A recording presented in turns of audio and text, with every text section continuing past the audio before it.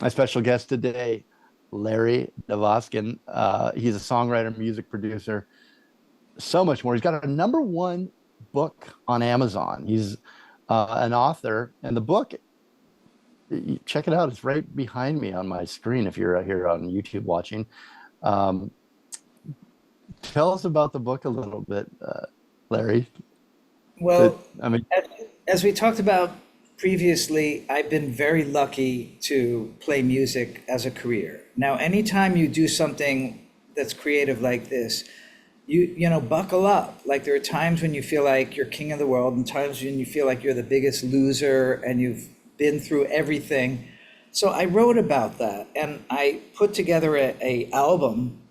Life is strange. And I'll be honest, it's a sneaky marketing technique. Like most people hire independent radio people or press agents. I did a book analyzing the songs from Life is Strange and deconstructing them. And because my parents were both public school teachers. And so I would look at how did you write that melody? How did you write that chorus? What are these words?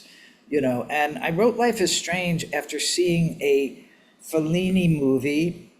I was on a substance that is, I think, whatever that highest federal law is of some guy that you're not supposed to be on.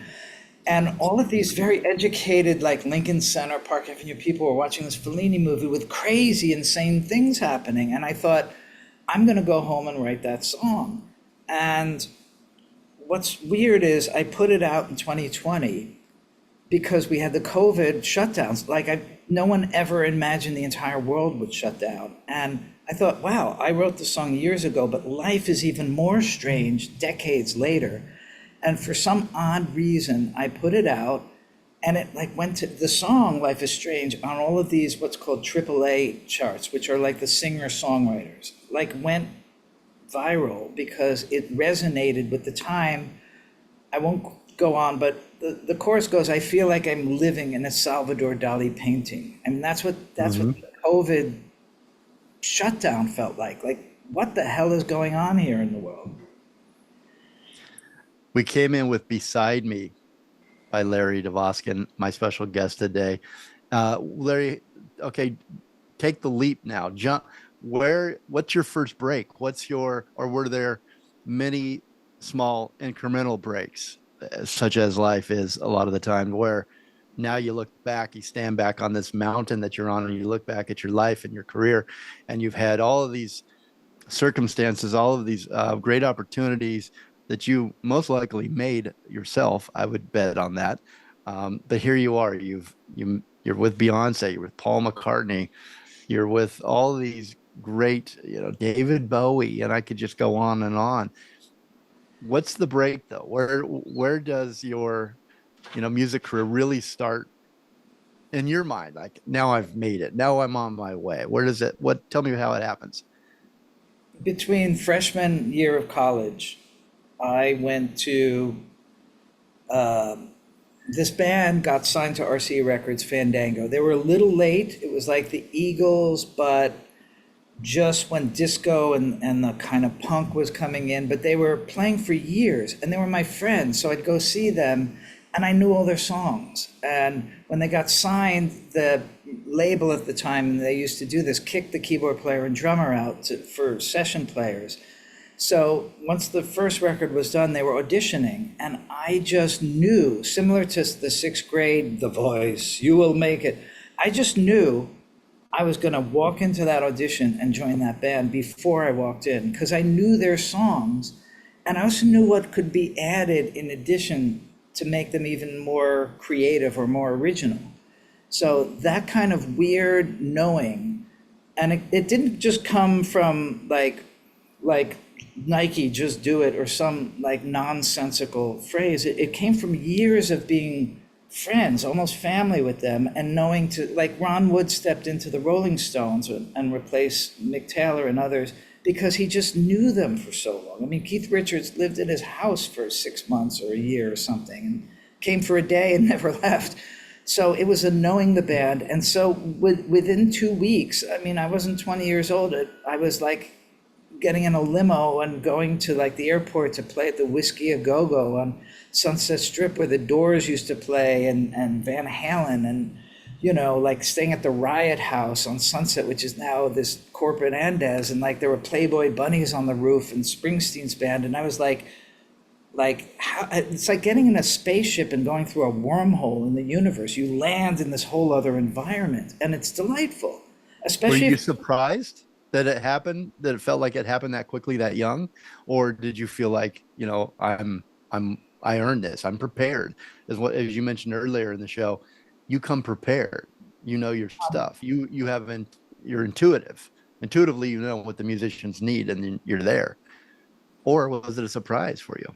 I don't think it was either, believe it or not. I didn't feel like I deserved it because they were older. I was like the kid, so they were all much older than me, and the surprise was that I was already sort of like knocking on a lot of doors. I was sneaking out of my house in Dumont, New Jersey, and going downtown to clubs and hanging out at CBGB's, and seeing the Ramones play, or going to Studio 54, or this bar Tracks that no one talks about, where like when Zeppelin played their garden shows, like suddenly they walk in with scarves and satin and everything. I'm just standing there like a teenager in awe. Like I am suddenly on Mount Olympus with gods of rock, and they're right next to me. And not knowing that I joined this band Fandango, and in less than a year, I was on that stage playing with the band Fandango, and looking out and seeing the Bee Gees, who are really big with Saturday Night Fever, or Cat Stevens, or Kiss, like suddenly these people were just like, hey,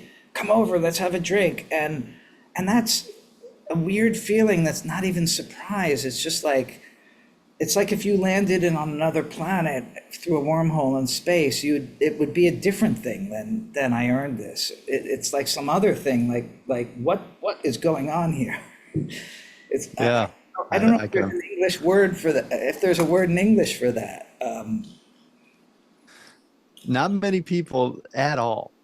It's like the lottery. Probably harder. It's probably easier to win the lottery than to find yourself in these moments in rock and roll history. And I'm not saying at all that you won something and that you didn't deserve to be there. I'm saying that just the opposite. But you were there, and would you give me an example or two of more of these moments that well, you really, these milestone moments in rock and roll, and your vantage point, your take? yeah. Well, I want to say to the listeners, there are moments in your life where you feel like I missed my shot. I'm too old, or I'm not good enough, or I didn't practice enough, or my job or family took over. And I'm here to tell you, you didn't miss your shot. Because in the late 80s, and I'm jumping ahead, I was sitting in North London with a different band, and I turn on the TV and I see like the making of We Are the World, the Do They Know It's Christmas, the Bob Geldof thing. Everyone's pulling into Abbey Road, and Bono's getting out, and Sting, and Cyndi Lauper, all these people. And I'm like, even though I was in a band that had opened for Queen, like we had kind of failed and were dropped. And it was like being this close, like a milli-inch from your dream, and it just brushes past your shoulder and goes and hugs someone else. And our band was being dropped. And I felt like such a loser that I invested so much of my life in nearing 30 years old, and it didn't happen twice with two bands that people thought were famous. And I watched all these people, and I thought, when will I ever be able to be part of that people, not just being famous or being on camera, but making a difference in the world? Fast forward from the 80s and We Are the World to 2010, and I'm running around the Grammys with Al Jardine, and we hear that Quincy Jones is going to do a 25th anniversary of We Are the World. And this time for a different, like Haiti or an earthquake happened. And Brian Wilson, Al Jardine are going to go. And Al said to me, look, we're not on the list. We're just going to show up at the studio, say, hey, we're the Beach Boys, let us in. He said, if I answer my phone, it means they told us to bugger off and I'm on my way home. But if I don't answer my phone, it means I'm in singing. So I learned by that time go where you're celebrated, not tolerated. I didn't want to try to like crash the party. So I went and visited a friend, and on the way home, it's like an itch. I'm like, where you're staying is right by the studio where like all the stars of the day are. Like just drive by it. And I drive by and there's crowds and police and big antennas. And I just thought, you gotta just stop. And I stopped and I go up to the front and I say, I'm here to meet Al Jardine. And the guy's like, oh, artists around the back. And I go around the back.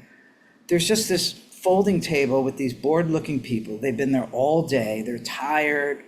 They're worn out. There's nobody waiting in line. And I say, I'm here, to meet my friend Al from the Beach Boys. And the guy kind of looks at me suspiciously, and I'm chewing gum. And he says, do you have another piece of gum? I've been here for hours, and I feel like there's a jungle in my mouth. I give him a gum, and he kind of looks around, looks at the list, and then pulls out from the dozens of people who didn't show up this magical bracelet and says, just go in there. They're on the right. And I go in and I look in the window and I see Lionel Richie and a huge crowd like Celine Dion and Tony Bennett and Jeff Bridges and Randy Jackson and will.i.am and Justin Bieber. And they're all doing, it's a choice we're making. We're saving our own lives. But they're singing a lot better than that. And I'm like, another goosebump moment. I'm like, this is the dream. It's like a message in a bottle from the 80s. Like, who would think that We Are the World, Live Aid, or whatever that is, would happen again? It's a one-off. How could this be? I'm in an alternate universe. And so Al sees me, waves me in, and nobody except the crew are allowed in. But because it was so late, they were taking some of the stars off the big platform to do solos, and they said, we need for the camera to like fill in who sings here. And I raised my hand right away, and suddenly I'm up there singing We Are the, with all these people. I'm looking around, and like Jeff Bridges is looking at me, or like Randy Jackson from American Idol, who's my homie. Shout out to Randy. And like, I thought, this is the dream. And so what I want to say to listeners is like you don't know what you don't know. And there is always another bus that pulls up. Sometimes there are moments that we can't get back those who have passed away, but we can, while we're living, find magic. I mean, that's the only way I can describe it. In this terrible world that is so full of sorrow, you can also find magic. If you focus on it, it gets bigger. So well said. I think that's a perfect opportunity to take a break. I don't want to ruin that. I want you to think about that statement. I think it's so powerful, Larry, so powerful. We're going to go out with Life is Strange. Speaking of, Larry Dvoskin is my special guest today. He's got a book out. If you're you love music, who doesn't? If you love songwriting and you love the business, I'd like you to encourage you to check out the book. It's Do What You Love, Songwriting by Larry Dvoskin. This book explores the process of writing songs through the unique lens of 8 life principles. And Larry, I think we need to bring you back to delve into those 8 life principles at some point, maybe, if I can encourage you to come back to the show. It's more than just a textbook for songwriters. It is a soulful roadmap for people who want to design better lives. Larry Dvoskin is a Grammy-nominated songwriter, author, and New York University songwriting professor. Readers of Do What You Love, Songwriting will learn how to write better lyrics, popular chord structures, musical arranging, melody development, recording production, and how it can make or break the success of a song. Readers will even learn the secret tips of how the author, Larry, got his songs out there, heard by the right people, was signed by management, publishing, and record deals, and he made it into a successful career. These topics are presented in a unique format that is different than any other book about songwriting. It's presented as a set of life principles, so readers will discover the creative process of songwriting as it blends into the art of living. This journey is told through the deconstruction of each song on Larry Dvoskin's solo album, Life is Strange. Ooh.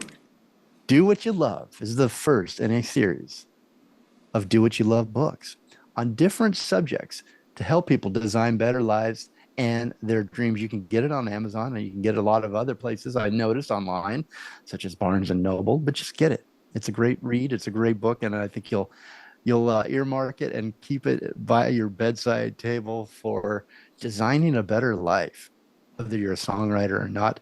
Okay. And here we go. Like I said, Life is Strange by Larry Dvoskin. We'll be right back.